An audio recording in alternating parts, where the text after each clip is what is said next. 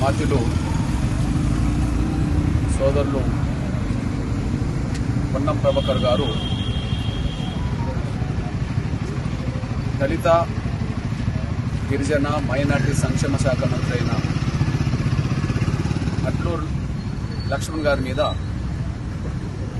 అనుచితమైన వ్యాఖ్యలు చేయడం అనేది స్పష్టంగా రుజువుతుంది. ఒక దళిత ఒక మాదిగ సామాజిక వర్గం సంబంధించిన మంత్రిని ఒక దున్నపోతు అనే వాక్యతో మాట్లాడడం అనేది మేము తీవ్రంగా ఖండిస్తున్నాం. బేషరతుగా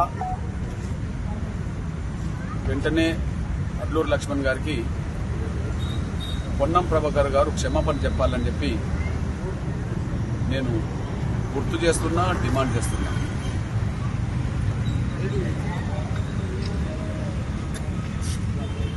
తోటి దళిత వర్గాలకు సంబంధించిన మంత్రి పట్లనే ఇట్లాంటి వ్యాఖ్యలు చేయడం మేమే కాదు, సమాజం ఎవరు కూడా అంగీకరించారని, ఇంకా మీరు మీనావేశాలు లెక్క పెట్టుకోకుండా బేషరతుగా క్షమాపణ చెప్పాలని చెప్పి మేము డిమాండ్ చేస్తున్నాం.